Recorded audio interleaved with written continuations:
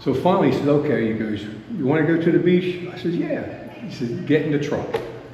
So I get in the truck. He takes me to the farm down the street. He goes, okay, there's the beach, son. He goes, get out and have a good time. That's Adamo Pipitone, and in a few minutes, you're going to understand exactly why this land means everything to him. Welcome to Back Roads and Front Porches, where the stories of small-town America come to life.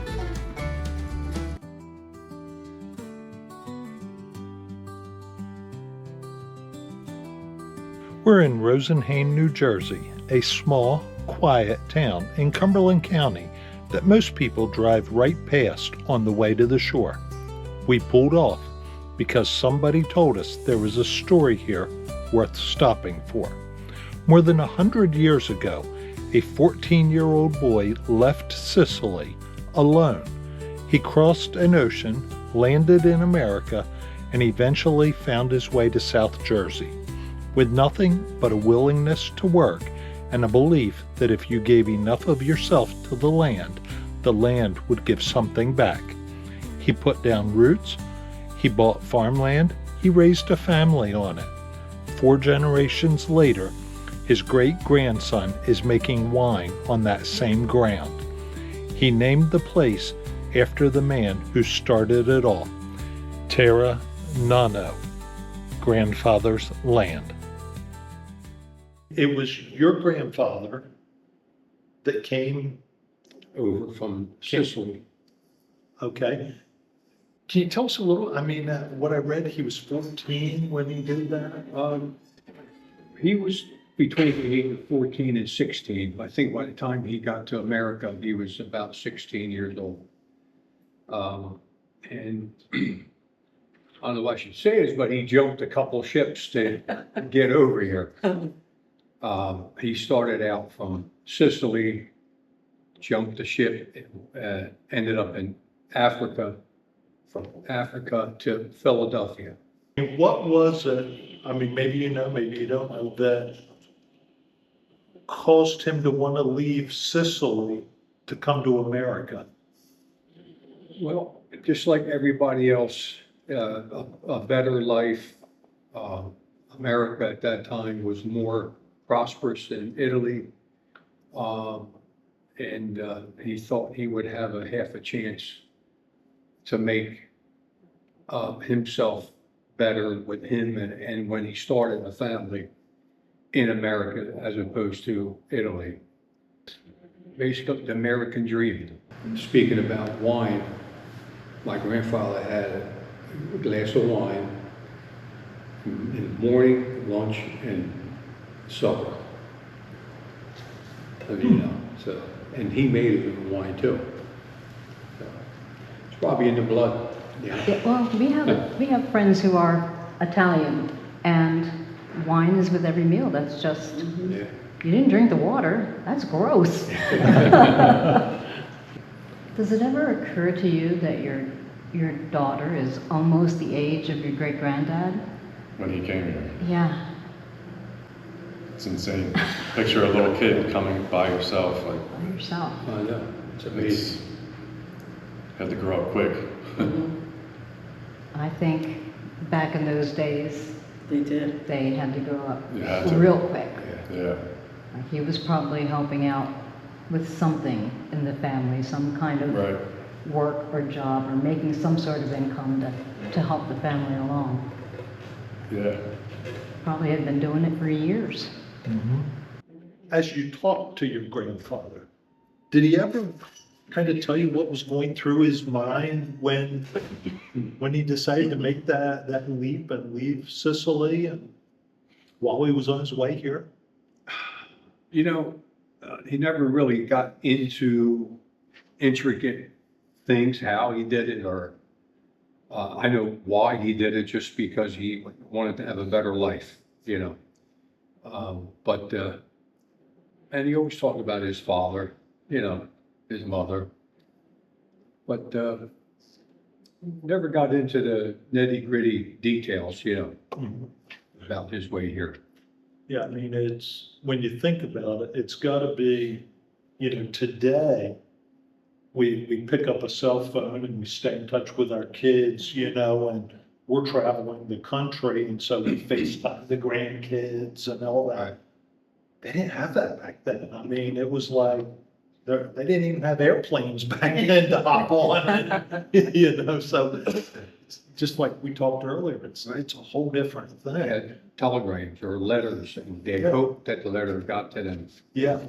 Is there something just in your mind, that when you think back, that he would say to you that you still hold true, that you still remember today? The only thing, That's printable? Didn't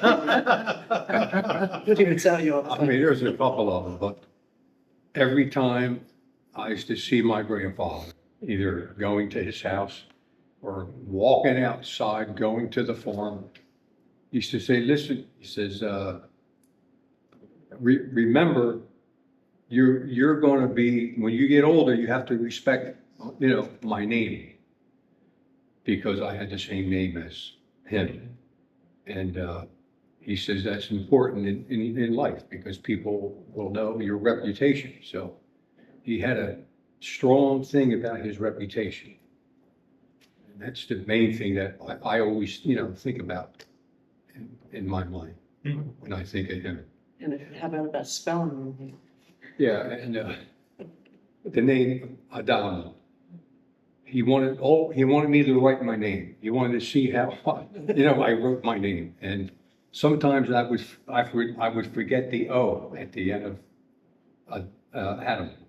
So he said, listen, he goes, you got to remember the O because make believe it's an egg, like an egg shape, because something to relate that O to, And from then on, I remembered always add the O to Adam for Adamo. And that's things that he used to make me do, Your dad, your granddad, if they saw this today, what do you think they'd say? Oh, my God. I really don't, Talk about that before. I think they would be They'd be shocked, I think. shocked and Happy. happy. I mean, everything. Proud, very proud. Proud, I don't know. It's just, I wish they were around to see it, Right. But we wanted to do something, meaningful with this piece of property because I've had it ever since my father passed. And that's why we decided to let's put a winery, vineyard here. And it just blossomed, knock on wood, You've been in the deli business, you've been in the motel business. What is it that caused you to leave the farm? But then what is it that caused you to come back to the farm? Well, when I was on the farm as a kid, I was there till 18, 19, as far as I can go. I always figured I wanted to do something to better myself. And I went to college, and after college, I majored in criminal justice and minored in physical education. So I wanted to do something into the law field is what I really wanted to do. But at that time, I did get a job with the prosecutor's office. But there was no money. I mean, I was making what it cost us for groceries, that's what I was making, So that's when I put it in my mind that, hey, I think I better get in business and do something for myself so we can support a family and, go on and better ourselves. And that's how we got involved in the deli at that time. I never really left the business. Even when I had a day off, I was working in the delis. You were making pizza at 8 years old. Yep. Is that you on the box making the pizzas? You seen that? Did you see Yeah, that? we checked out your website. Yeah, we used to put you on the box. Yeah, we You did. mean on a milk crate? Yeah. Yeah, I used to stand on the milk crate and slice onions and make pizzas. what made you decide, hey, let's plant a vineyard and grow grapes? It's a $1 million question. You're still trying to figure that one out? You want to take that? We have relatives right down the street, another winery called Cedar Rose. He, I think, contacted you and said, we're thinking about planting some vines, you should look into it. So we talked about it, and one thing led to another. We got the soil tested from Rutgers University, and things looked promising, so we figured let's start a little vineyard, just sell the grapes. And then things just snowballed. Well, why don't we plant a little bit more? Why don't we start making wine? And why don't we, because he already had made wine as I was growing up, so we knew the basic concepts of how to do it.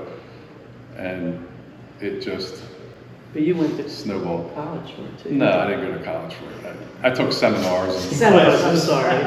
Sorry. YouTube. There you go. And a lot of people in this industry are really friendly. It was obvious from the pictures how proud they were of the legacy of 4 generations on the farm, all using the land however they could to sustain their families. Adamo took us outside and showed us the vineyard, as well as where RV Overnights members can stay the night. We'll leave the details down in the description.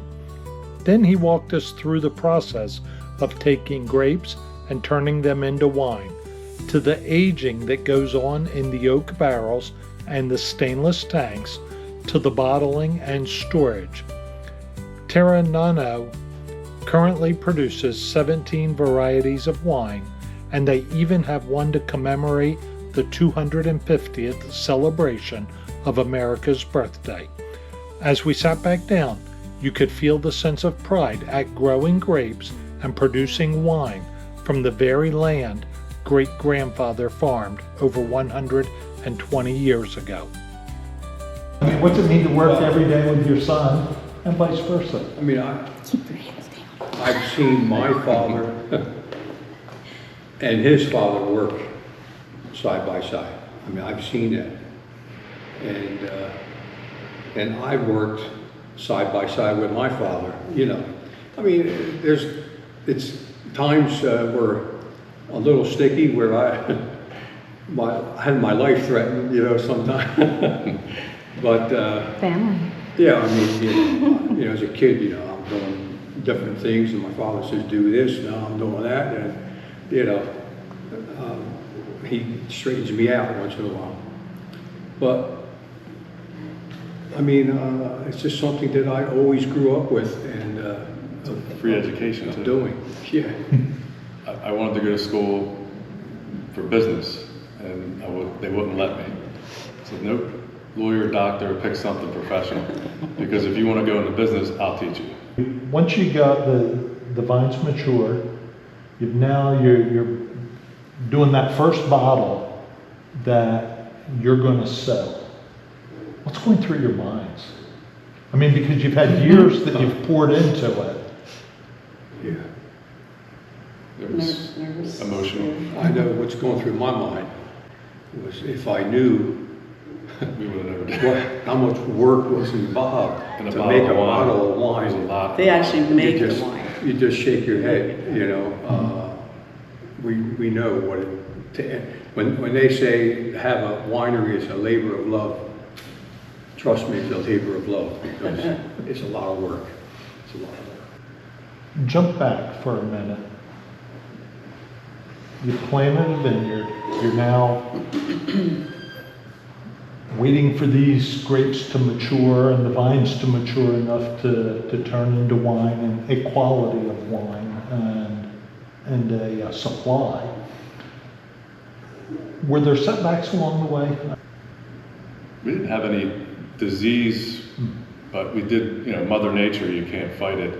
We've had times where we've had late frost, which we're worrying about this time of year. We lost a lot of crop. About 20%? 20% of our crops. 3 years ago, we had a bad frost. And we had buds on the vines and we lost them all. the story was that you had wanted to go to the beach, and I guess you had been bothering your father asking to go to the beach. Yeah, You know the story. yeah, Can you relate that story? yeah. Well, in school, when we had friends, you know, they always talk about the beach and the ocean and what they did for the summer. So we always used to say, Dad, you know, I want to go to the beach. Yeah, let's go to the beach. He goes, well, we're farming. He goes, how can we go? You know, I can't leave. I said, and I kept pestering and pestering him. So finally he said, okay, he goes, you want to go to the beach? I said, yeah. He said, get in the truck. So I get in the truck. He takes me to the farm down the street. He goes, okay, there's the beach, son. He goes, get out and have a good time. Well, of course he was joking, you know. Right. But, And what was going through your mind, Adam, when you've got that first bottle there, the fruits of your labor? How are we going to sell it? No, it was emotional. It was, couldn't believe that we produced something from my great grandfather's land. When we were talking about that first bottle of wine, we were talking about a lot of emotion. We were talking about just a lot of thoughts that were going on. Let's see, it would have been your great grandfather that Yeah. originally came here? Yeah, Okay. He came here, immigrant, after what we talked about, you know, the 2 years, I guess, roughly to get here.